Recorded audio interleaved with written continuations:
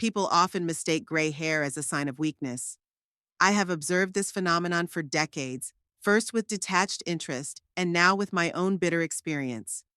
75 is old enough to realize that true wisdom lies in waiting for the right moment. My name is Miriam Abbott. After my husband Kenneth died 5 years ago, I moved to St. Helens, choosing a house on the outskirts of town.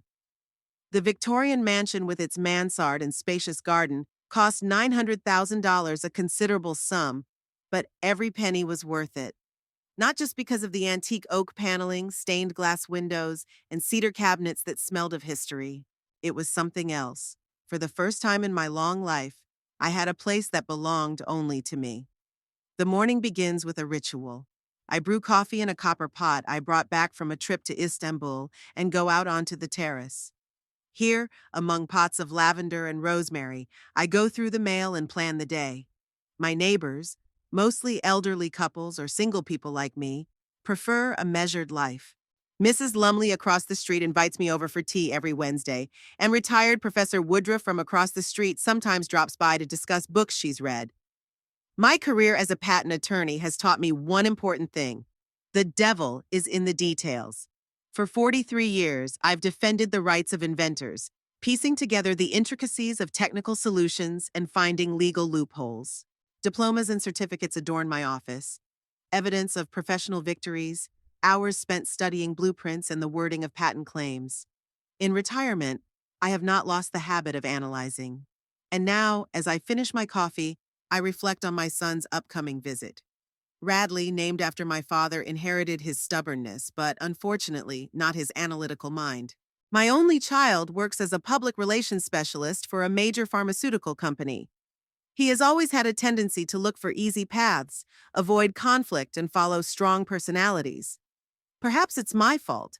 After Kenneth died when Radley was only 14, I was too immersed in work trying to provide for both of us. The doorbell interrupts my musings. Punctuality has never been Radley's strong suit, but today the clock reads 11 sharp, exactly the time we agreed upon. Mom, you look great. He hugs me with exaggerated enthusiasm. Behind him stands Briar, his wife, a slender woman of 38 with perfectly styled red hair and the professional smile of a hotel receptionist. "Hello, Mammy," she says with that special intonation one uses when addressing small children or pets. "What a lovely dress you're wearing today." "Radley, look, your mom is so dressed up today." I smile, letting the condescending tone pass my ears. My dress, a plain navy linen sundress, is no different from the one I wore the last time we met. "Come in. I made dinner," I say, heading into the living room. My house is my fortress, and every detail has been thought out. An antique secretaire from our family home, antique silver-framed photographs, a collection of miniature mechanisms from pocket watches to music boxes, a legacy of my professional interest in mechanics. "Oh my goodness, Mammy, there's so much dusty stuff in here." Briar runs his finger along the shelf. "You must let us hire an au pair. It's so hard to keep things clean at your age." "Thank you for your concern, Briar, but Mrs. Page comes twice a week. She does a fine job," I reply, knowing there isn't a speck of dust on the shelf. "How are you feeling, Mom?" Radley asks, settling into the chair. "Having trouble with the stairs? Maybe we should think about moving to a smaller apartment with no floors." There it is. First trial balloon.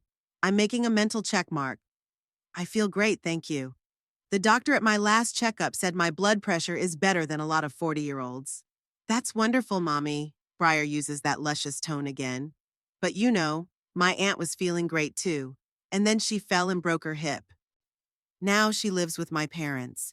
There are so many opportunities for accidents in such a big house. I hope your aunt is well, dear." We move into the dining room. The table is set with my favorite china that I inherited from my mother.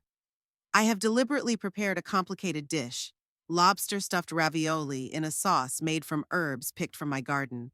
The recipe requires precision and attention to detail, qualities I know Briar attributes only to himself. "You made this yourself?" Briar's voice is full of surprise. "At your age? How vigorous." "Cooking keeps my mind clear," I replied, pouring the wine. "As does reading scientific journals every day and solving cryptograms in the Sunday papers." Lunch proceeds in the usual manner. Radley talks about his work. Omitting details, Breyer inserts comments that emphasize his accomplishments while belittling my ability to appreciate them. And then the CEO personally called Radley, can you believe it? Although you probably don't really understand modern business, Mammy, things have changed so much since your time. I think of the multi-million-dollar deals I've negotiated with multinational CEOs, but I just smile back. There's no point in ruining the image of a helpless old lady that Breyer is working so hard to create.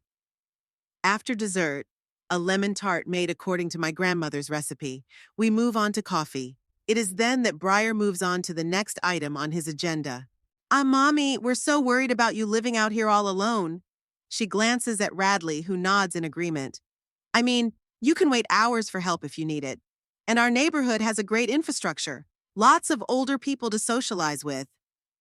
Thank you for your concern, but I'm quite happy with my home. Of course, Mommy, Breyer pats my hand. Just think about it. By the way, I noticed that your roof is in need of repair. And the windows must be letting in the cold in winter. Maintaining a house like that is a real headache, isn't it? I look at her over my coffee cup. The roof was completely repaired last summer, and the windows are modern double-glazed windows set in period frames while preserving the historic look of the building. Breyer had never been on the top floor and could not see the roof. My house is in excellent condition, I say calmly.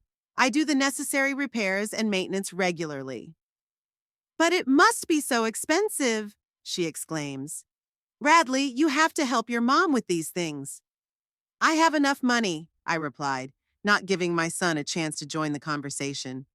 40 years of a successful career have provided me with a comfortable retirement. That's true. In addition to my pension, I have an investment portfolio that generates a steady income. But Breyer doesn't know the exact figures. I've never discussed finances with Radley in detail. We all think we have enough money until unexpected expenses come up. Breyer leans back in his chair. Imagine if serious medical treatment or round-the-clock care is needed. That's what health insurance is for. I smile. Which I renewed last month to include an expanded long-term care package. One of my former clients is now the head of the insurance company, and he helped me find the best option. I noticed Breyer exchanging a quick glance with Radley. The insurance information was a surprise, another item on their mental list crossed off. It's good that you took care of it, Mom, Radley says after a pause. But it's not just the money. Loneliness at your age? Oh, I can hardly call myself lonely, I interrupt. St. Helens has a great retirement community. We meet twice a week at the local library, discuss books, have chess tournaments, and on Thursday I teach a legal literacy class for seniors. Breyer's face tenses slightly. Legal literacy? You're a patent attorney, not a lawyer. That's right, I nod. But you know, honey, in 40 years of working with inventors and corporations, I've had to deal with a lot of legal technicalities, especially property and rights issues. This time the pause lingers. Breyer purses his lips, and Radley taps his fingers nervously on the table. I decide to continue. It's funny how often people try to challenge the rights of the elderly to their property. We recently dealt with a case where relatives tried to prove an elderly woman's incapacity in order to gain control of her home. Imagine, they even deliberately created situations that made her look forgetful and unable to live independently. How horrible, Breyer exclaims disingenuously. So what happened? Oh, the story ended sadly. For the relatives, I smile. The woman turned out to be much smarter than they realized. She kept records of all their manipulations and ended up not only keeping her house, but also suing for moral damages. Breyer stands up abruptly. Radley, darling, we have to go. I have an appointment with my hairdresser at 3. You're leaving already? I feign disappointment. I wanted to show you the recent deeds to the house. I thought I'd organize it so it won't be a problem in the future. What papers? Breyer asks quickly. Oh, all sorts of legal minutia. Wills, trusts, long-term dispositions. My lawyer, Mr. Price, strongly recommended that everything be formalized, given the value of the property. A will? Radley's finally joining the conversation. You never mentioned a will, Mom. I didn't want to bother you, dear. Besides, those documents only became relevant after we moved here and bought this house. 900 grand is a lot of money, don't you think? I noticed Breyer's eyes widen slightly at the mention of the price of the house. The amount was accurate. I'd kept the receipt for the purchase in a prominent place in my office. Of course, Mom. Radley looks concerned. But you could have discussed it with me. After all, I'm your only son. We'll discuss it next time. I smile softly. Come over this weekend and I'll show you all the paperwork. Mr. Price says we should go over the items together. I will. Briar pulls on a smile. In the meantime, please take care of yourself, Mommy. And call me if you feel, strange. Forgetfulness at your age is common. I remember every day of my life clearly, dear, and especially well the last 5 years in this house. I walk them to the door, exchange a formal hug, and wave goodbye. As their car disappears around the corner, I walk back into the house, lock the door, and sigh deeply. I'm sure now, Briar is up to something. The talk about my forgetfulness and inability to live on my own, the questions about the deeds to the house and the will, the offers to move all of it is part of the same chain. And I need to be ready for the next move in this game. I walk over to the antique secretary, pull out a leather-bound notebook, and make a note of today's visit, capturing all the details of the conversation.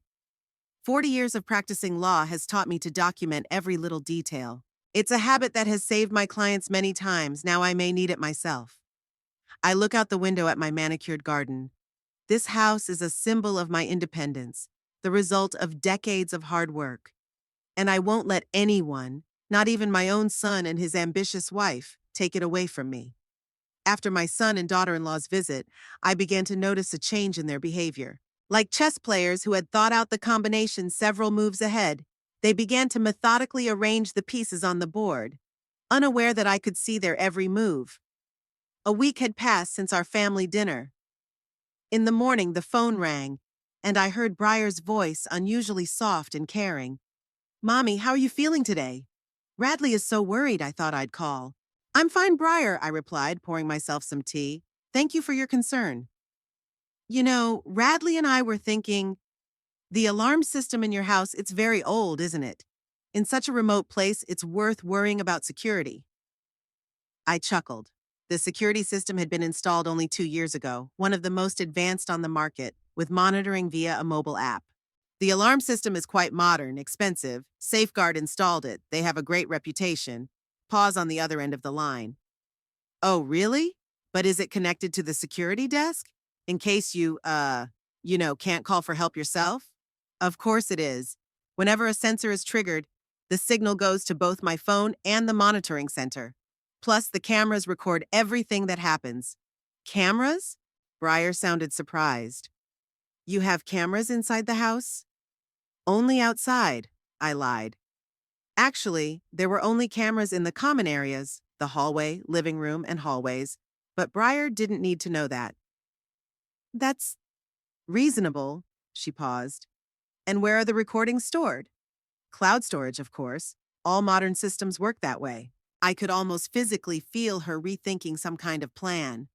After a brief conversation about the weather, Briar said goodbye, but 3 days later she showed up on my doorstep with a basket of fruit, supposedly just passing through. I invited her in for tea, watching her gaze glide around the interior, lingering on doorways, windows, and, most alarmingly, appliances. What a lovely living room, Mommy, she said, taking a seat in the chair.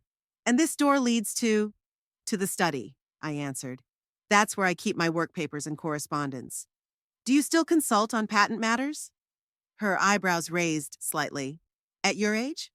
Sometimes, I nodded. Some old clients still ask for advice. It's a habit to trust a trusted professional. Briar sipped her tea and asked casually, where do you keep the deeds to the house? Radley is worried that such important papers could get lost. In the safe, I answered succinctly. The safe? She couldn't hide her surprise. You have a safe. Of course I do. 40 years of working with confidential documents had taught me the value of safekeeping. The safe is built into the wall behind the painting in the bedroom. That was another lie. The documents were kept in a safe deposit box, and duplicates were kept in my lawyer's safe. How thoughtful, Briar said, and I noticed her cast a quick glance at the staircase leading to the second floor. Would you like to see the house? I offered, watching her reaction. I could show you the second floor and the attic. Her eyes lit up, but she tried to maintain an indifferent expression. Oh, if it's not too much trouble for you to go upstairs. I led her through the house, noting how carefully she scrutinized each room, the arrangement of furniture, the windows, the distances between rooms. In the bedroom, her gaze went straight to the walls, looking for the painting that supposedly hid the safe. It's a complicated layout, Breyer said when we returned to the living room. Aren't you afraid of getting lost in your own house? After 5 years of living here? I smiled. I guess my spatial memory isn't that bad yet.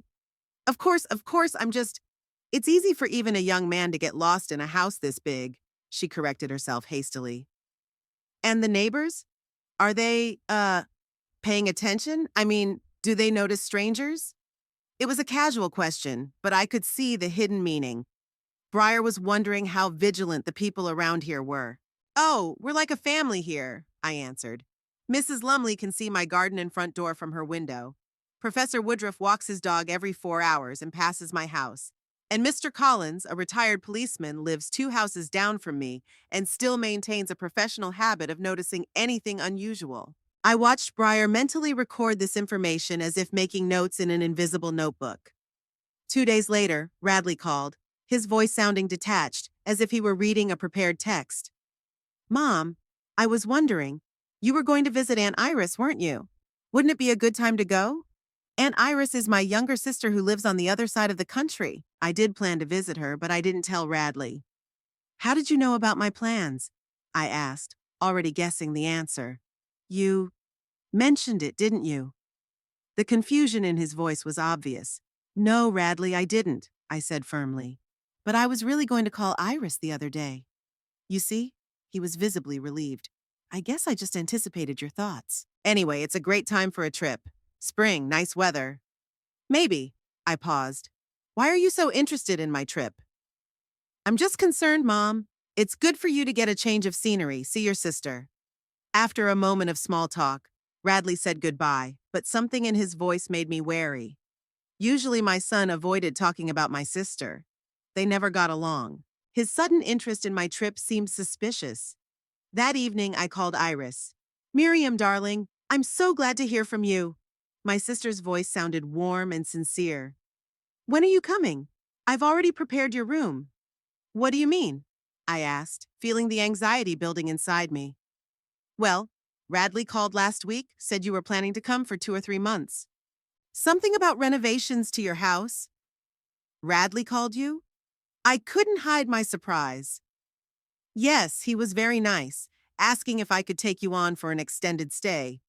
He said they were going to change the wiring and the heating system in your house and you wouldn't be comfortable there. I took a deep breath, trying to stay calm. Iris, I don't have any renovations planned. Radley has nothing to do with my house and can't make those decisions. There was a pause. Oh, Miriam. There was concern in her sister's voice. What's going on? I'm not sure yet, but I think my son and his wife are playing a game. We talked for almost an hour. Iris had always been my ally, and her support was especially important now. Come anyway, she said at the end of the conversation, but on your own terms and in your own time. I will, I promised. But first I had some things to take care of here. The next morning I called Jeremiah Price, an old acquaintance of mine and one of the best real estate attorneys in town. We had worked together on several complex patent cases in the past, and I trusted his judgment. Jeremy, I need a consultation, I said after exchanging greetings. In person, not on the phone. Sounds serious, he said. I can see you at 4 o'clock today. Would that work? In his office, located in an old building in the center of the city, I outlined the situation without leaving out details. Do you think your sister-in-law is planning to take possession of your house in some way? Jeremy took off his glasses and rubbed the bridge of his nose. That's a serious accusation, Miriam. It's only a suspicion for now, I replied. But there are too many coincidences. Talk about my forgetfulness and inability to live on my own. Questions about documents and security. The attempt to organize my long trip to my sister's. And recently I've noticed that Radley has started avoiding talking about the future. He always changes the subject when I mention long-term plans. Jeremy tapped his fingers on the table thoughtfully. In theory, if you were to be declared legally incompetent, Your son, as next of kin, could get the right to administer your estate. But that would require a court order, a medical report. What if they try to make it look like I can't live on my own? I stepped forward. What if, for example, they broke into the house in my absence and made changes, which they then presented as proof of my inability to take care of myself and the property? That would be extremely risky and legally questionable. Jeremy frowned. But theoretically possible, what do you suggest? I want to prepare for every scenario, I replied firmly. First, check the deeds to the house and make sure they're in order. Secondly, make a new will with clear wording. And third, install an additional security system that would record everything that happened in the house while I was away. Jeremy nodded. Reasonable measures. We can update the will right now if you want. As for the surveillance system, I have an acquaintance who deals with such things, discreet and professional. Over the next 2 hours, we drafted a new will in which I made my wishes for the estate clear. Jeremy also prepared a medical power of attorney and a durable power of attorney in the event of incapacity. Both documents I executed in his name, not Radley's. Do you want to tell your son about the new documents? Jeremy asked when we were done. Not yet, I shook my head. We'd have to see how things unfolded first, but I'll mention them in passing so he knows the house is legally secure. The next day, a short man with a worn briefcase showed up at my house. Liam Morrow, the security system specialist Jeremy had recommended. We'll install wireless cameras here and here. He pointed to inconspicuous corners in the hallway, living room, and second-floor hallway. They activate when you move and send a notification to your phone. All recordings are saved in an encrypted cloud storage that only you can access. What if someone discovers the cameras? I asked. It's unlikely, Liam shook his head. They're disguised as ordinary household items, a clock, a picture frame, a piece of decor. Plus, we'll install sensors to open doors and windows. They're invisible even up close. By evening, the work was completed. 10 hidden cameras and many sensors now monitored every corner of my house. And an app on my phone allowed me to view the recordings in real time. In addition, Liam had set up facial recognition. The system would notify me if Radley or Breyer showed up in the house. Everything's ready, Liam said, gathering his tools. The system is completely self-contained and will work even in a power outage. If anyone tries to disable the internet or the main alarm system, you'll still get a notification. I thanked him and walked him to the door. As Liam's car disappeared around the corner, I walked back into the house and felt calm for the first time in days. Now I was ready for Breyer's next move. It didn't take long for him to show up. The following evening, Radley called. Mom, have you decided about the trip to Aunt Iris's? He asked without preamble. Yes, I think it's a good idea, I answered. I'm going in a week. A week? He sounded impatient. Why not sooner? Like the day after tomorrow? I could drive you to the airport. I have a doctor's appointment, I lied. And I have a few things to take care of around the house. Breyer mentioned something about a problem with the roof, and I want a specialist to check it out. Don't worry about it, Radley said quickly. I'll organize everything. I'll check the roof, keep an eye on the house. Thanks, son, but I've already arranged with the service company. They'll keep an eye on the house while I'm away. And the alarm system's set up for 24-hour monitoring. Pause. Mom, you don't have to spend money on a service company. It's already paid for, Radley, I interrupted. And don't worry about the keys. The company will have their own set, which I'll pick up when I get back. But if there's an emergency, then you'll call me and I'll contact the company, I said softly but firmly. It's all worked out, darling. Just let me organize this trip myself. After the conversation was over, I sat in the chair thinking. Radley had never taken such an intense interest in my affairs. He was usually happy to delegate my care to anyone else. His sudden desire to watch the house seemed more than a little suspicious. The next day, I called Iris and told her I'd be there in 10 days. Then I contacted Jeremy and made sure all the paperwork was in order. In the evening, I thoroughly tested the new security system. All the cameras were working, the sensors were responding to movement, and the app was sending notifications. The last step was to back up all important files and documents. I photographed every corner of the house in its current state, detailing the arrangement of furniture, decor, and personal items. If Breyer and Radley planned to make any changes while I was away, I would have proof of the original condition. The evening before my announced departure, I checked the cameras and sensors again, made sure my phone was fully charged, and installed a remote security app on my tablet, an extra precaution in case something happened to my phone. Going to bed, I felt strangely calm. Through years of practicing law, I had learned to anticipate my opponent's moves and prepare for various scenarios. If Breyer really planned to take advantage of my absence to realize her plans, she would find that I had prepared better than she could have anticipated. Iris's house greeted me with the aroma of freshly baked apple pie and the melodious chime of the antique clock in the hallway. My sister, despite her 70 years, retained a remarkable vivacity of movement and clarity of thought. She embraced me with that special warmth that exists only between relatives who shared a childhood. "You look worried," she said, as we settled in her cozy living room with cups of herbal tea. "Tell me more about what's going on with Radley and this wife of his." I outlined my suspicions without leaving out details. Iris listened attentively, sometimes frowning, sometimes shaking her head in puzzlement. "You've always been shrewd," she said when I was done, "and extremely prudent. Cameras, legal documents. Do you really think they're capable of such sneakiness?" "I hope I'm wrong." I sipped my tea. "But in 40 years of work, I've seen how people change when it comes to money and property, especially relatives." "Radley was always under the strong influence of his women," Iris said. "First his mother, now his wife. He'd never been able to resist a strong will." I nodded, feeling the bitter taste of truth in her words. "Kenneth, my late husband, had a strong character, but Radley had inherited my tendency to compromise, taken to the extreme of being unable to stand up for myself." "What do you plan to do next?" Iris asked. "Observe," I answered, pulling out my phone, "and document everything that happens." The first 2 days went smoothly. The security system kept sending me notifications about the mailman delivering mail and my neighbor, Mrs. Lumley, stopping by to water the flowers on the veranda. I'd asked her to do so before I left. On the third day, around 10 in the morning, my phone vibrated with a series of notifications.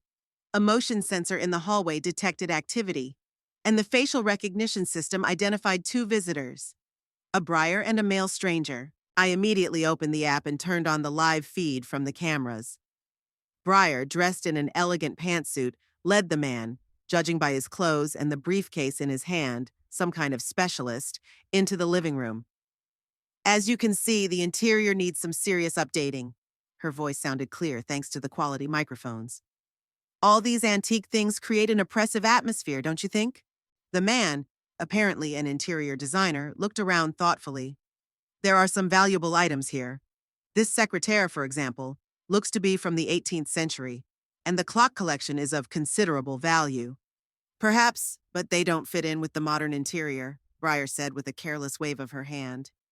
"We're planning a complete overhaul of the space, light colors, minimalism, modern appliances. When would you like to start the renovation?" the designer asked, making notes on a clipboard. "Soon. Let's say 2 weeks from now. Will you be able to prepare the project by then?"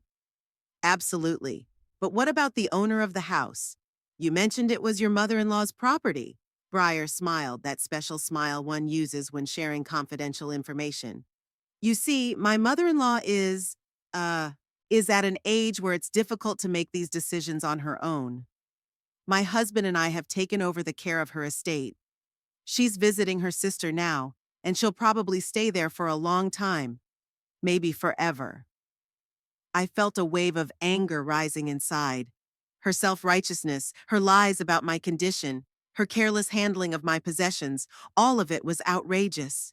But I forced myself to remain calm and continued my observation. After the designer left, Breyer remained in the house. She methodically went through all the rooms, opening closets, pulling out drawers, examining the contents of shelves. She stayed in my bedroom the longest, scrutinizing the paintings on the walls, obviously looking for the safe I'd mentioned. Then something happened that made me wince. Breyer pulled out her keys, not the ones I'd given Radley for emergencies, but a new set, and opened the door to my office. She went straight to the desk and started going through the papers in the top drawer. "There must be papers for the house somewhere," she muttered, looking through the folders. "The old woman must have kept them here." My foresight had come in handy. All the important documents were safely tucked away in a safe deposit box. The only things Breyer could find in the drawers were utility bills and general correspondence. After searching unsuccessfully, she slammed the box shut with irritation and looked around. Her gaze rested on my work computer. "Probably here," she muttered and turned on the computer. The screen lit up asking for a password. Breyer tried several combinations: Radley's name, his date of birth, my name, with no success. After 5 failed attempts, the system locked up, sending a notification to my phone. "Shit!" Breyer scolded. Paranoid old woman. Frustrated, she left the office and headed for the kitchen.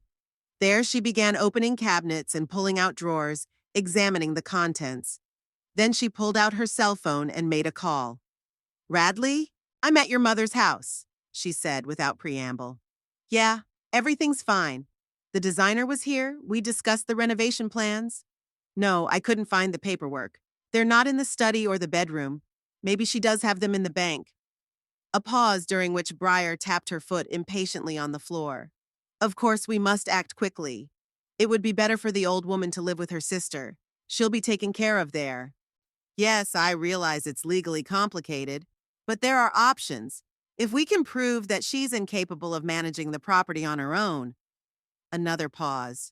"Don't be a wuss, Radley. We're talking about a house worth almost $1 million.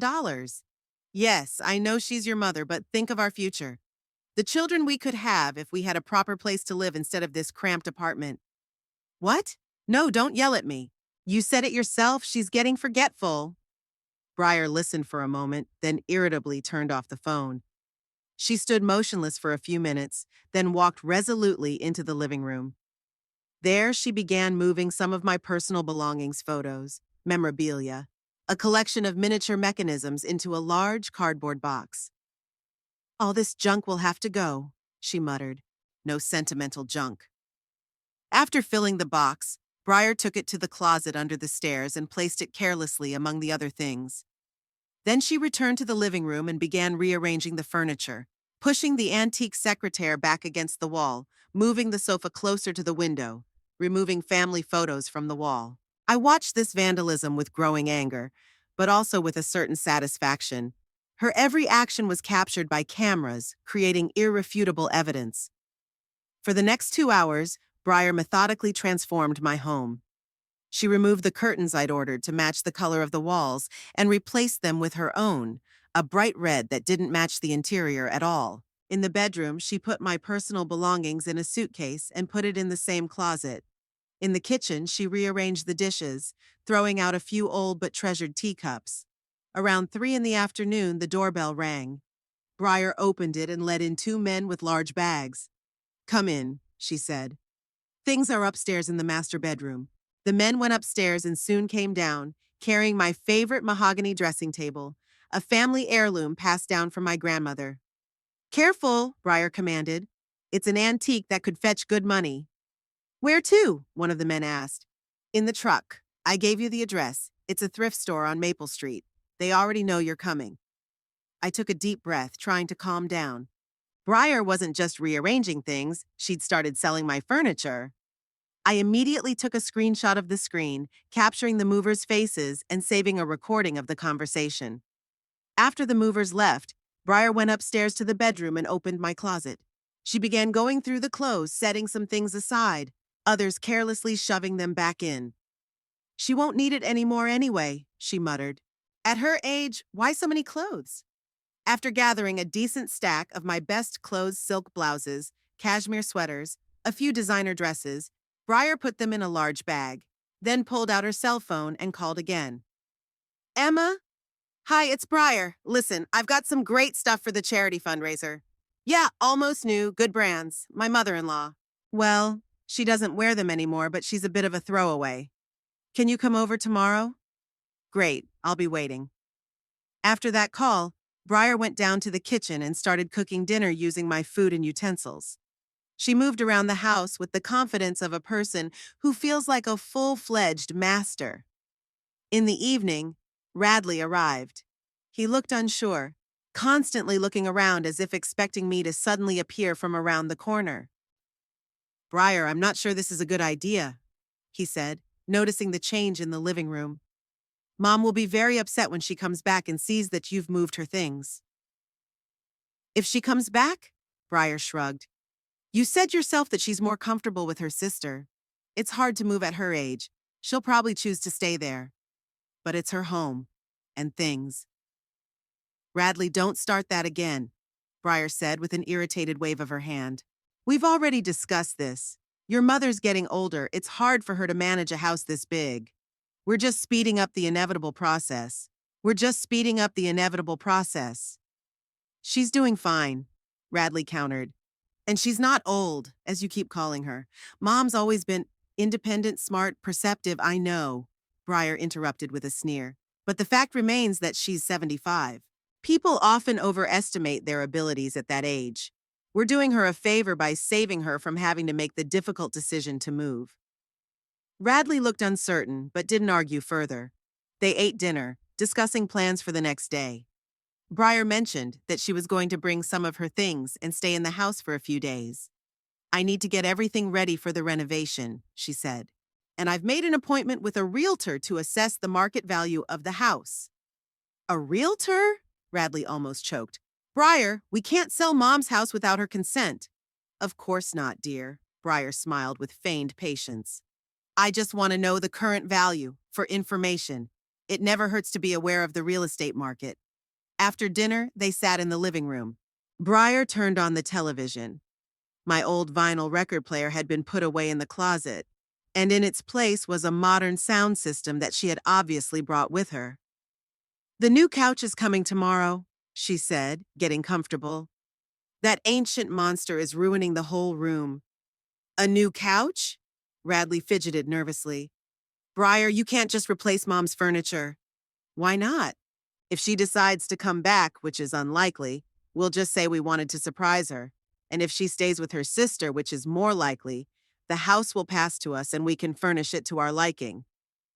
The house doesn't automatically go to us, Radley objected. Mom has to make that decision. And she will, Briar nodded firmly. When she realizes she can't live here on her own, all we need is a little nudge in the right direction. Their conversation moved on to other topics. Radley soon left. He had an early meeting the next day, he said. Briar, on the other hand, stayed in the house, settling into my bedroom as comfortably as if she'd lived here forever. I turned off the app and placed my phone on the table. Anger swelled inside, but I didn't let it cloud my judgment. Instead, I opened my laptop and began compiling a detailed report of everything I'd seen, timing each of Briar's actions and quoting her conversations. What are you going to do? Iris asked, watching me. First, I'll finish documenting everything that's going on, I answered. Then I'll contact Jeremy and prepare legal action, and then… I paused. I'll get home a little sooner than they expect. Do you want me to come with you? Iris offered. Thank you, but this is a battle I have to fight on my own, I smiled.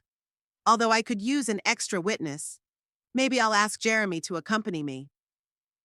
Over the next 3 days, I continued to watch the house. Briar had settled in completely, moved some of her belongings in, met with the realtor, a young woman who spent a long time walking through the rooms taking notes and photographs, and had another meeting with the interior designer.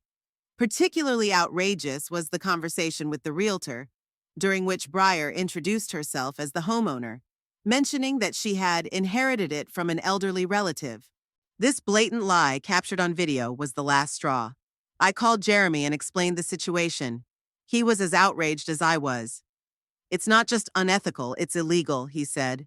Trespassing, attempted embezzlement, fraud. We can press serious charges. I don't want a public scandal, I replied. At least not yet. I'll try to resolve the situation within the family first. I understand, Jeremy nodded. But it's still worth preparing the legal documents, just in case it went to court. We agreed to meet in 2 days at St. Helens. Jeremy was to prepare a temporary restraining order prohibiting Briar from being in my house, as well as a formal notice of trespass. Returning to Iris's house after the conversation, I began to prepare to leave. My sister helped put things away, occasionally shaking her head in bewilderment. I never thought Radley would allow such a thing, she said. He always struck me as weak-willed, but not heartless. He's not heartless now, I said. He's just weak. Briar has complete control over him, and he doesn't have the strength to resist. What will you say to him when you meet him? I wondered. Despite everything that had happened, Radley was still my son, the only child I'd raised with such love and care. The truth, I finally answered. That I knew of Briar's plans, that I was disappointed in his passivity, and that I would not allow anyone, not even my own son, to control my life and property. And if he sides with his wife? Iris asked quietly. Then I'll have to accept that choice. I zipped up my suitcase and act accordingly. I couldn't sleep that night thinking about the confrontation ahead. The plan was simple: return home unexpectedly, take Briar by surprise, show proof of her actions, and demand that she leave my house immediately. Jeremy was to arrive later, with documents prepared to give legal weight to my demands. I didn't feel fear, more like determination. I had been involved in hundreds of negotiations and legal battles over a long career, often against far more serious opponents than my opinionated sister-in-law. Experience told me that to win, you had to be one step ahead of your opponent, and I was definitely ahead. Briar didn't even know about the hidden cameras, about my cooperation with Jeremy, that I knew her every move and every word. She thought I was a helpless old woman, unable to protect her interests, a typical mistake of those who judge people by appearances without considering experience and character. The next morning, I booked a flight leaving in 2 days. Then I contacted Jeremy, confirming our meeting, and checked the surveillance system again. Briar continued to settle into my house, having already moved enough stuff in for an extended stay. From her conversations with Radley, I realized that she planned to stay there indefinitely, gradually turning my house into her own. Well, she was in for an unpleasant surprise. I was going to go back and restore order, in my house and in my life. And if that meant confronting my own son and his wife, I was ready for it. The day before I left, I went over all the materials I had collected one more time, making sure that the evidence was irrefutable. Then I made a clear plan of action. Fly to St. Helens, meet Jeremy, prepare the paperwork, then return home unexpectedly and confront Briar. The trap was set. All I had to do was wait for my overconfident sister-in-law to fall into it. St. Helens greeted me with cool rain and the smell of wet leaves. The cab stopped outside Jeremy's office at 12:30, exactly the time our meeting was scheduled for. My old friend was waiting for me at the entrance, holding a large black umbrella over his head.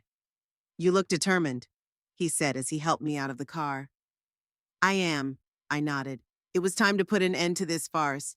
In his office, among the shelves of legal literature and case files, we went over the evidence once more.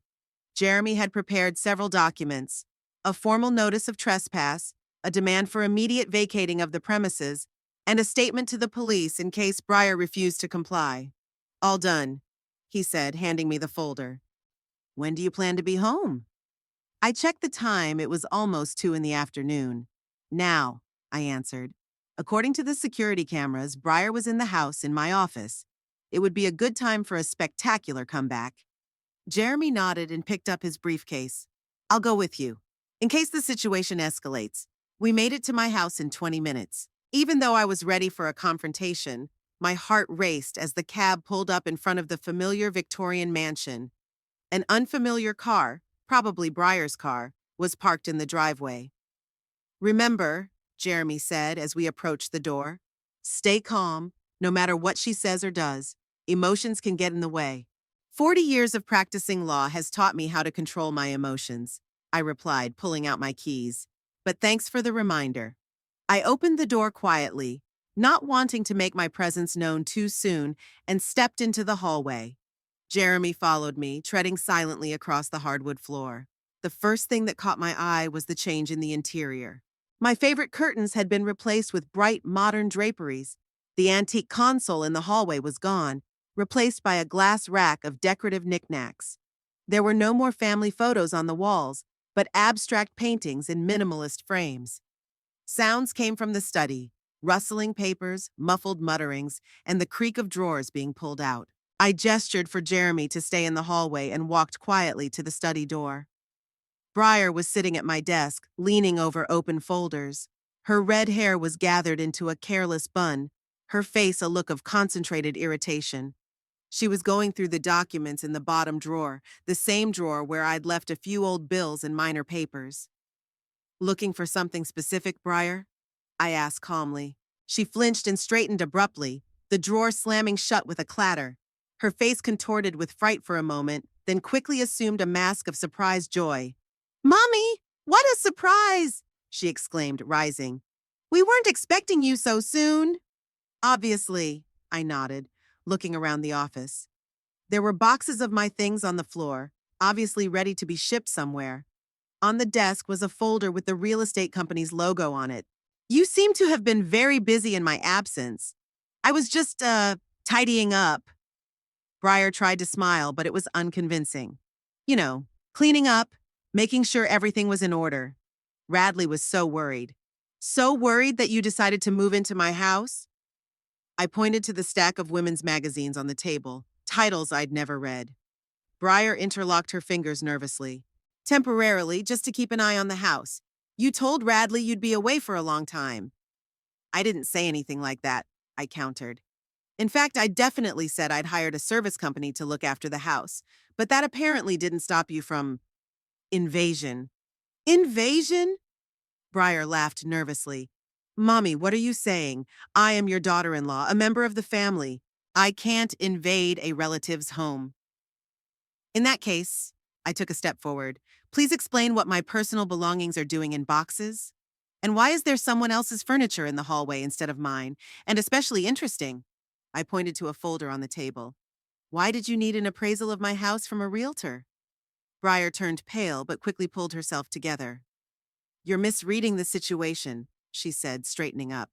"Radley and I are worried about you. At your age, a house this big is more of a burden than a pleasure. We just wanted to evaluate your options." "Options for what? Selling the house without my knowledge? Or maybe declaring me incompetent to gain control of my assets?" "What a ridiculous accusation!" Briar was indignant, but there was a twinkle of fear in her eyes. "We never thought of anything like that. We just wanted to help, to make your life easier." "Interesting way to help," I said dryly. "Throwing out my stuff, selling my furniture, bringing in a designer to completely redesign the interior." "Where did you—" Briar began, but stopped when she realized she'd said too much. "How do I know?" I smiled. "Sit down, Briar. I think we should have a serious talk." She lowered herself unsteadily into the chair, keeping a wary eye on me. I took my place at the desk, feeling the satisfaction of regaining control of both the house and the situation. "You see, Briar," I began calmly, "I've long suspected that you were up to something like this. Your talk about my forgetfulness, your questions about the deeds to the house, your persistent offers to move, it all added up to a pattern." "You're paranoid," Briar cut her off. "We were just looking out for you." "Really?" I pulled out my phone and opened the security app. "Then perhaps you can explain this one?" "This is my private property, and I have every right to install security systems with video surveillance, especially since it's illegal for outsiders to enter the house." "I'm not an intruder!" Briar exclaimed. "I'm your son's wife." "That doesn't give you any right to my property," I countered. "Now maybe you can explain this conversation." I turned on the tape of her phone conversation with Radley, where she said, "The old lady would be better off living with her sister."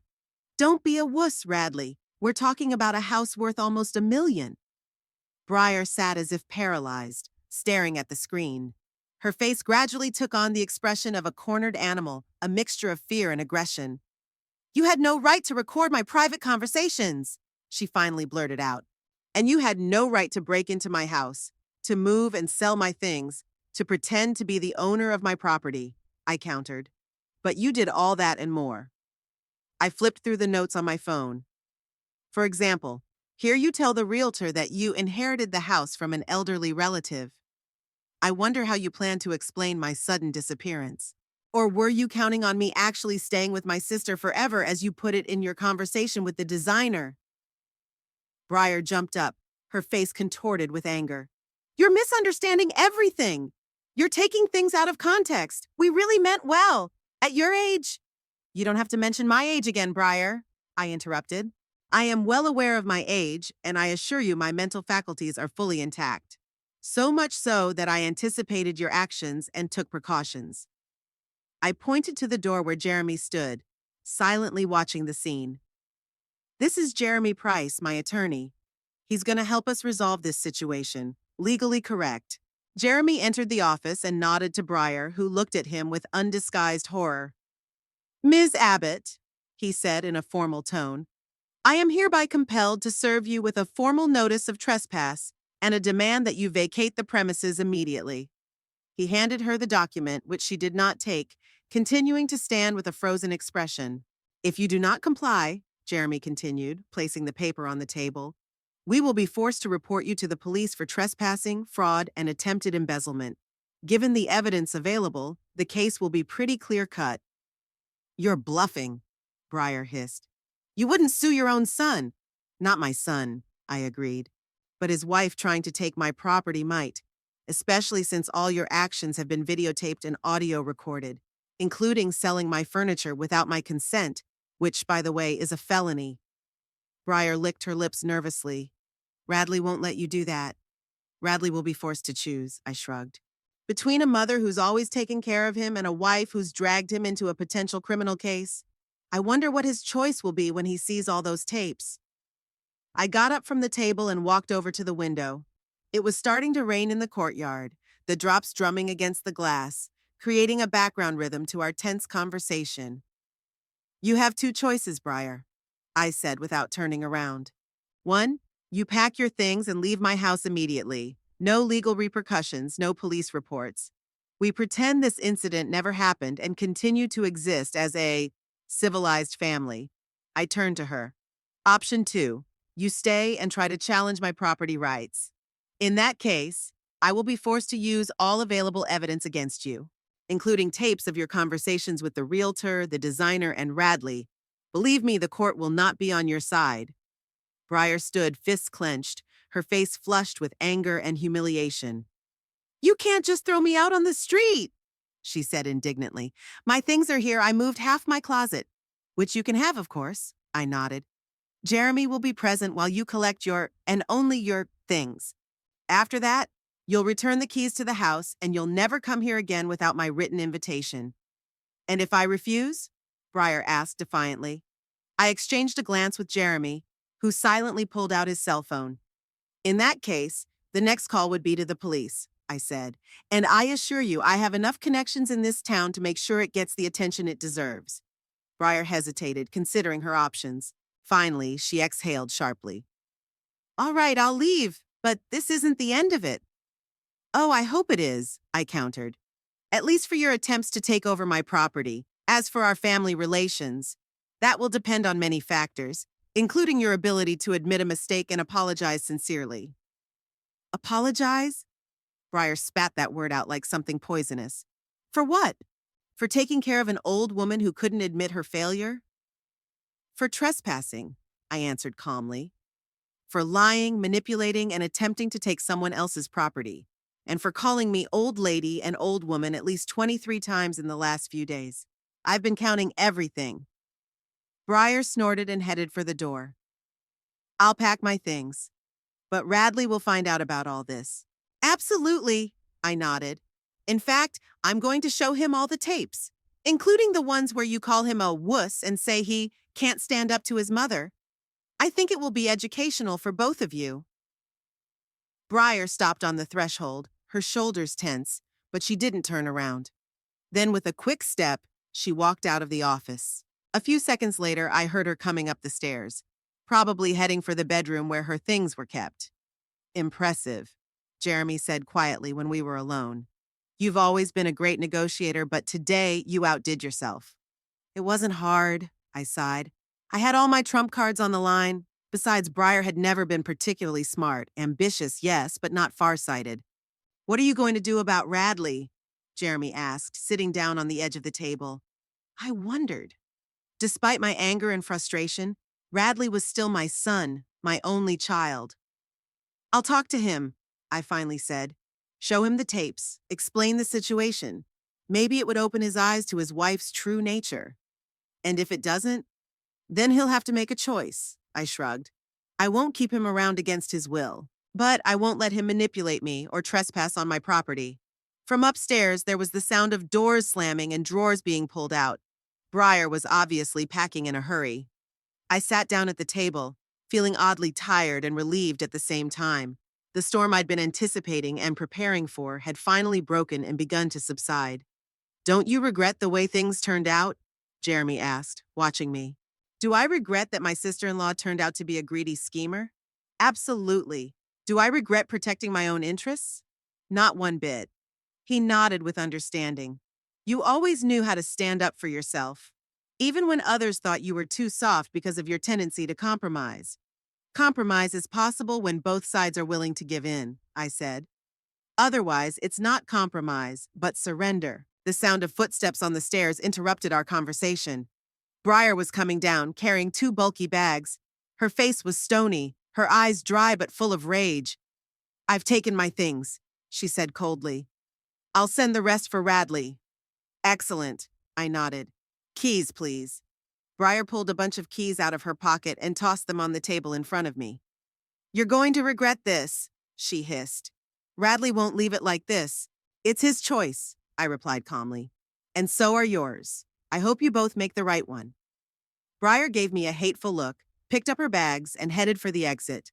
At the door, she stopped and turned around. "You know what the funny thing is?" Her lips curled into a wicked grin. "I really believe that you were a helpless old woman who could be easily fooled. Such a mistake." "A common mistake," I nodded. Many people think gray hair is a sign of weakness, especially those who have achieved nothing in life and are forced to parasitize others. Briar flinched as if slapped, then turned and walked out, slamming the door so hard that the glass rattled. Jeremy and I exchanged glances, and I laughed heartily for the first time in a long time. "Well," I said when the laughter died down, "I guess family dinners are going to be a lot more stressful now." "If there are any," Jeremy said. "It would be hard to rebuild relationships after a conflict like that." "Maybe," I agreed. "But that's another story. The important thing now was to get my house back to the way it was, and to get ready to talk to Radley." I went to the window and watched Briar get into his car, throw his bags in the back seat and drive off, leaving tire tracks on the wet pavement. I didn't feel triumph or gloating, just relief that my home was mine alone again. Jeremy put his hand on my shoulder in a supportive gesture. "You did the right thing," he said. "No one has the right to take over your life or property without your consent, not even family." "Especially family," I corrected him. "You expect a trick from strangers, but you expect loyalty from loved ones." We stood at the window watching the rain intensify, turning the garden into a blurry watercolor. Ahead of me was a difficult conversation with my son, the restoration of order in the house, and perhaps the revision of many family relationships. But now, in this moment, I felt only calm and confident in the rightness of my actions. The house was mine again, and no one dared to call me a helpless old lady anymore. With Briar gone, it was as if the house exhaled a sigh of relief. I walked around the rooms, noting the changes my sister-in-law had made during my absence. Furniture rearranged, knickknacks on the shelves, photos and memorabilia gone. Briar wasn't just trying to take over my house. She was methodically erasing the traces of my presence, as if she were preparing the stage for a new play where I had no place. "Where do you plan to start?" Jeremy asked, watching me put back the picture of Kenneth I'd found in one of the boxes in the closet. "The most important one," I answered, gently wiping the glass of the frame. "The conversation with Radley." I pulled out my cell phone and dialed my son's number. It took a long time, and I thought I was going to have to leave a message when he finally answered. His voice sounded wary. "Are you back?" "Yes, Radley," I answered calmly. "And I found an interesting situation. Could you come over? We need to talk." A pause. "Briar called," he finally said. "She was very upset. Said you kicked her out of the house and threatened her with the police?" "That's not an accurate description of the events." I held back my irritation. "That's why it's important that you come and find out what really happened." Another pause, then a heavy sigh. "Okay, I'll be there in an hour." I hung up the phone and turned to Jeremy. "He's already talked to Briar," I said. "She had time to give her side of the story." "Expected," Jeremy nodded. But you have hard evidence. The records don't lie. The evidence is only part of the problem. I shook my head. Radley needs to realize that this isn't just an argument between his mother and his wife, but a matter of trust and manipulation. And to do that, I need to reveal my major card. Trust? Jeremy raised an eyebrow. I nodded. Do you think it's time? More than enough. I headed into the office with determination. Let's get the paperwork ready for Radley. We spent the next hour organizing the paperwork and preparing for a difficult conversation. Jeremy pulled a folder of legal documents from his briefcase that he'd compiled over the last few days, and I organized the surveillance footage in chronological order. When the doorbell rang, we were fully prepared. Radley looked tense and confused. His usually neat hair was disheveled, as if he'd run his fingers through it repeatedly, a habit from childhood that manifested itself in moments of great stress. "Mom, what's going on?" he asked, barely crossing the threshold. Then he noticed Jeremy and frowned. "Mr. Price, why are you here?" "Hello, Radley." I pointed to the living room. "Let's sit down. We have a lot to talk about." We settled in the living room, Jeremy and I on the couch, Radley across from us in the chair Briar was trying to replace. "Briar called hysterically," Radley began without preamble. "Said you came back unexpectedly and kicked her out of the house, threatening legal consequences. Is that true?" "Partially," I nodded. "I did return earlier than I had planned and caught your wife in my office going through my papers. And yes, I demanded that she leave my house. But she's been watching the house in your absence. That's not a crime." "Watching?" I raised an eyebrow. "Radley, your wife didn't just babysit. She moved in here, threw out some of my stuff, sold some of my furniture, met with a realtor to appraise the house, and told everyone I wasn't coming back because at my age, I'd be better off living with my sister." Radley turned pale but quickly pulled himself together. "That's an exaggeration. Briar was just taking care of the house. She may have been overly proactive with some things, but her intentions were the kindest." "Good?" I shook my head. "Let me show you how kind her intentions were." I turned on the tablet and launched the first recording, a conversation between Briar and the interior designer, where she introduced herself as the de facto owner of the house and said that I was at an age where it's hard to make these decisions on your own. Radley watched without looking away, his face growing more and more tense. "It could have just been a misunderstanding," he muttered when the tape ended. "Perhaps the designer misunderstood. Was that a misunderstanding too?" I started a second recording where Briar was meeting with a realtor and discussing the possible sale of the house, mentioning that she'd inherited it from an elderly relative. Radley was silent, his fingers drumming nervously on the arm of his chair. "And finally this," I turned on the third tape, "is Briar's phone conversation with Radley herself, where she said, 'The old lady would be better off living with her sister.' Don't be a wuss, Radley. We're talking about a house worth almost $1 million. When the tape ended, a heavy silence hung in the room. Radley sat with his head down, his shoulders slumped. "I didn't know she was planning to sell the house," he finally said quietly. "She was only talking about renovating it, about making it safer for you." "Radley," I softened my tone, "I know this is hard for you to accept, but the facts speak for themselves. Briar has been systematically preparing the ground to take over my house. She spread information about my alleged incapacity, met with a realtor and a designer, sold my furniture, all without my knowledge or consent. But why?" He looked up at me with a confused look. "We have our own apartment. We don't need—" $900,000, Radley," I reminded him gently. "The value of this house. Motivation enough for a man who'd always sought financial well-being at any cost." Radley ran his hand through his hair, ruffling it even more.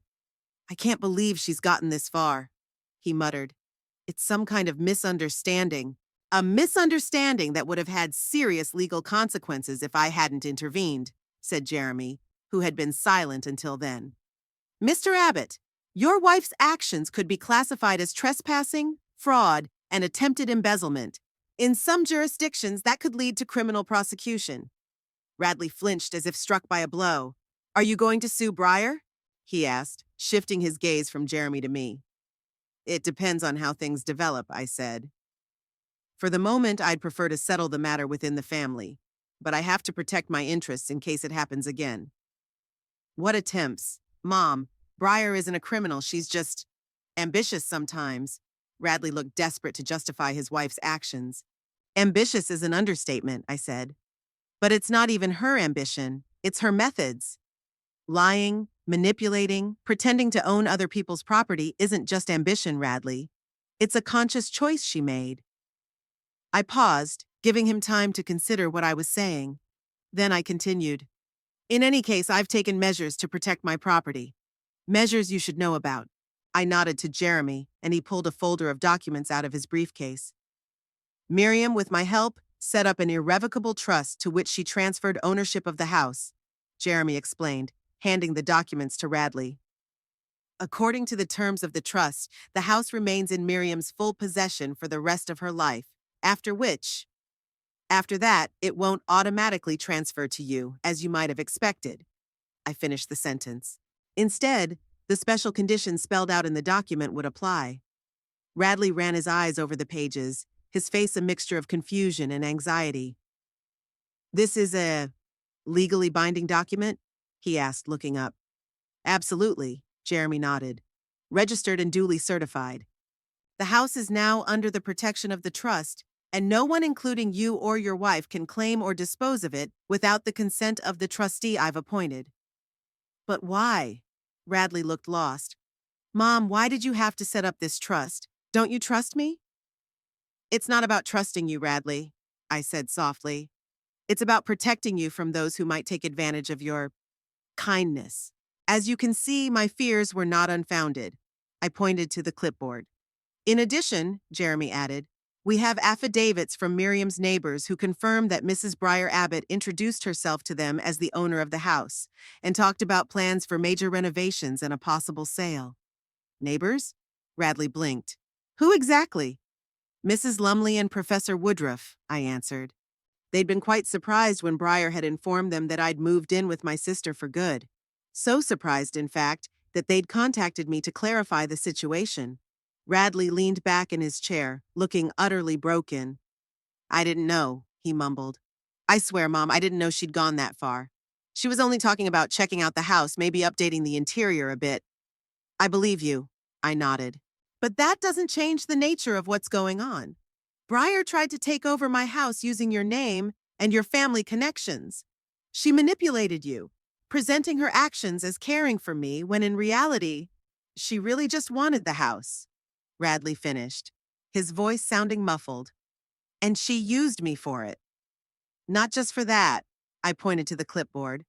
Let's look at another tape.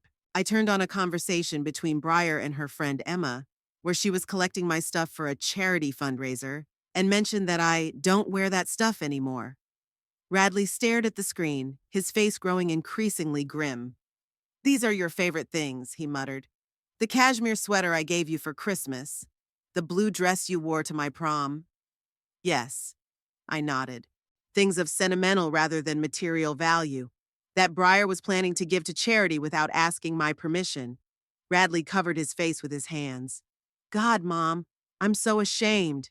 His voice shook. I didn't realize. I know. I moved over to him and put my hand on his shoulder.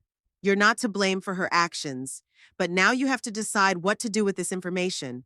Radley raised his head, his eyes red. What do you mean? I mean you have a choice to make, I said seriously. Between a wife who cheated on you and used you for her own purposes and a mother who always had your best interests at heart, even when you didn't realize it. It's not a choice between you, Radley objected. It's more complicated than that. Maybe, I agreed. But the point remains the same. Briar has shown her true colors, her true intentions. Now it's up to you to decide if you can trust a man who lies and manipulates so easily. Radley nodded silently, his gaze fixed on the floor. Then he looked up and asked, Can I hear that conversation again? Where she calls me a wuss. I turned on the tape, and we heard Briar's cold, calculating voice again. Don't be a wuss, Radley. We're talking about a house worth almost $1 million. Yes, I know she's your mother, but think about our future. When the tape ended, Radley sat motionless, his face a mask of restrained anger.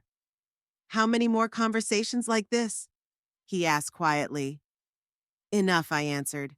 But it's the content, not the quantity that counts. Breyer has consistently portrayed me as a dysfunctional old woman, you as a weak-willed man who needs to be pushed into making the right decision, and my house as her potential property. And all this time, you knew? Observed? Not from the beginning. I shook my head. I began to suspect something after your visit, when Breyer took an inordinate interest in the deeds to the house and my health. So before I left for Iris's, I set up a surveillance system and asked my neighbors to keep an eye on the house. You did the right thing, Radley muttered. Otherwise, I never would have known. He was silent, absorbed in his own thoughts. Then he stood up abruptly. I need to talk to Breyer, he said firmly. Right now. I understand, I nodded. But before you go, there's one more document you need to see. I nodded to Jeremy, and he pulled another folder out of his briefcase. This is a formal complaint about trespassing on private property, Jeremy explained, handing the document to Radley. Miriam had prepared it, but hadn't filed it with the police yet. It's insurance, if you could call it that. Radley ran his eyes over the document, his face tense. Are you really filing this? He asked, looking up at me. I hope not, I answered honestly. I'd prefer to resolve this matter peacefully without law enforcement involved. But if Breyer continues his attempts or spreads false information about my condition, I waved my hands. I won't have a choice. Radley nodded slowly. I understand, he said quietly. I'll talk to her. I'll talk to her. That's your right, I got up to walk him out. But remember one thing, Radley. A man who truly loves you would never call you a wuss behind your back and manipulate your feelings for material gain. He stopped at the door and turned to me. Mom, I really didn't know, and I'm really sorry about the way things turned out. I know, dear, I smiled softly. And remember, no matter what you decide, I'll always be your mother, even if our paths part. Radley nodded, his eyes glistening with restrained emotion. Then he turned and walked quickly out, as if he was afraid he might change his mind. When the door closed behind him, I walked back into the living room, feeling a strange mixture of relief and sadness. Jeremy looked at me sympathetically. Are you okay? He asked. I'll be. I sank down onto the couch. This wasn't how I'd imagined dealing with my only son in my old age. He'll be back, Jeremy said confidently. Maybe not right away, but he would. You're his mother, and deep down, he knows who really cares about his well-being. I hope so, I sighed. But right now, I'm glad my home is safe from any intruders. No matter what Radley decides to do with his marriage, my independence and property will remain intact. That's why I recommended the trust, Jeremy nodded. It's not only a legal protection, but also a psychological one, knowing that your will be respected no matter what happens. I smiled, looking at the papers spread out on the table. Behind them were hours of hard work, forethought, and an understanding of human nature. Everything a long career as a patent attorney had taught me. You know what's ironic? I asked, gathering the papers into a neat stack. If Breyer had just been kind and patient, if she'd really cared about me and not my estate, I probably would have offered to help them buy the house myself, or even rewritten the will in their favor. But her greed and neglect crossed out that possibility forever. People often don't realize that honesty and respect can do a lot more than manipulation and deceit, Jeremy observed, especially when it comes to family.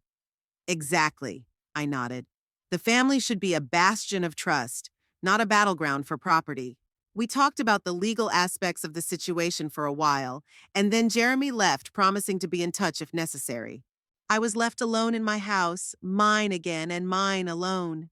I spent the evening putting things back where they belonged, retrieving from the closet the photographs and mementos that Breyer had so carelessly put away. Each item had its own story, its own value, not measured in money. The story of my life, captured in things, was once again taking its rightful place. Before I went to bed, I checked my phone. No calls, no messages from Radley. I wasn't surprised. He needed time to process what had happened, to make a decision that would probably change his whole life. As I was falling asleep, I thought about the fact that no matter what he chose, I was prepared for any eventuality.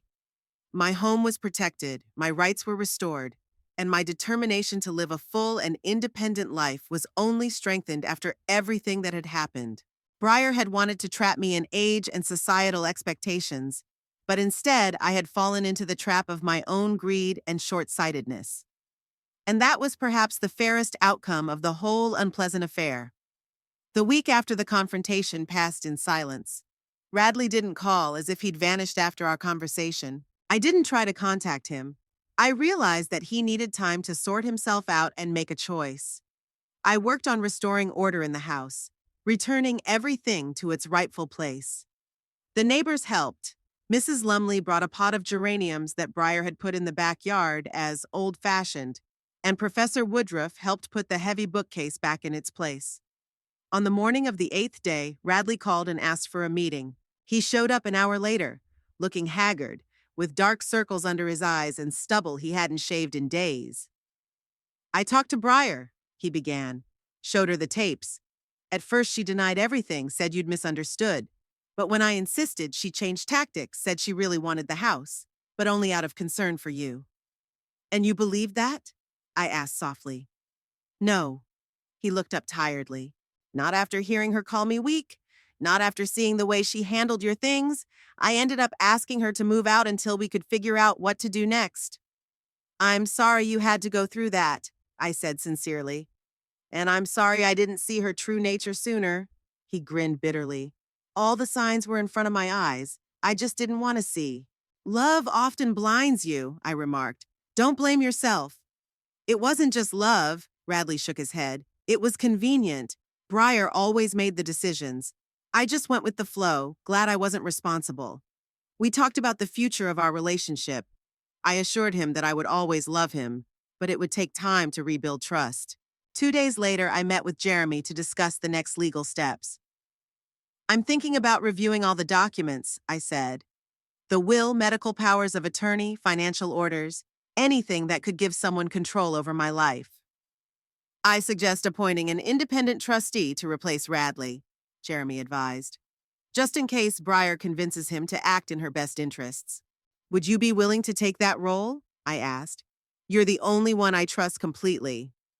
Jeremy was touched and suggested an additional measure, a medical evaluation of my mental state to complicate any future attempts to challenge my capacity. We reviewed every document, closing any loopholes. In the new will, I explicitly stated that Breyer should receive nothing of my estate, even if she remained Radley's wife. Over the next month, Radley reported that he and Breyer were seeing a psychologist. Breyer tried to contact me twice, first through intermediaries by sending a bouquet of apologies, then directly. On both occasions, I politely declined contact. In the middle of the second month after the confrontation, Radley broke the news. "Breyer and I have filed for divorce by mutual consent." "Are you sure that's what you want?" I asked. "Yes," he said with a new firmness in his voice. "The psychologist helped me realize this is not a healthy relationship. Breyer was always controlling me, and I was letting her. For the first time in a long time, I feel like I can breathe fully." After that, our relationship began to recover. Radley started calling more often, sometimes dropping by unannounced. He never mentioned my age or helplessness again, as if he finally saw me for who I was, strong and independent. I enjoyed my newfound freedom. I expanded my legal literacy class, started seeing my neighbors more often, and resumed correspondence with some old clients and colleagues. One day, while Radley and I were eating dinner in the garden, he said, "You know, Mom, I've learned a lot. The main thing is that it's never too late to start standing up for yourself." "And it's never too early," I added with a smile. I realized something else. He raised his glass. "Age is just a number. You're more active and clear-thinking at 75 than many of my peers. Breyer was so focused on your gray hair that she didn't see the steel rod underneath." A week later, I met with Jeremy for a debriefing. "Radley and Breyer's divorce is almost finalized," he reported. "No complications. Breyer hasn't even tried to claim a share of your house or inheritance. Legally, you're completely protected now," Jeremy continued. "The house is in trust, the powers of attorney are up to date, and the medical examinations have confirmed your legal capacity. No one can infringe on your independence without your consent." "It gives you an extraordinary sense of freedom," I admitted. to know that your life is in your hands. We sat in silence, looking at the apple tree I'd planted the first year I'd moved away. A thin sapling then, now a sturdy tree with its first fruit. The Briar story, while unpleasant, had been a good thing, I said. It made me reevaluate my life, what I want out of my remaining years, who I want to be around. And what are your priorities? Jeremy asked. To live life to the fullest, I smiled. To enjoy the independence I've earned through decades of hard work. To develop new connections, to share experience, and not let anyone determine my worth by the number of wrinkles. The evening after Jeremy left, I sat on the veranda watching the sunset. My home, my garden, my decisions, all protected not only legally, but by my determination not to be manipulated. Radley was rebuilding his life, mastering the role of a man making his own decisions. Our relationship was becoming more equal and respectful. The ringing of the phone interrupted my musings. Mrs. Lumley was inviting me to a book club meeting. We've chosen a new book, she said. Second Chance at 70. A story about a woman who starts a new life after 70. Sounds familiar, I smiled. I'd love to read it. Briar wanted to use my age against me, but she missed the point. Years don't make us weaker. They make us stronger if we learn the lessons of each day. And that's a lesson I've learned to the fullest.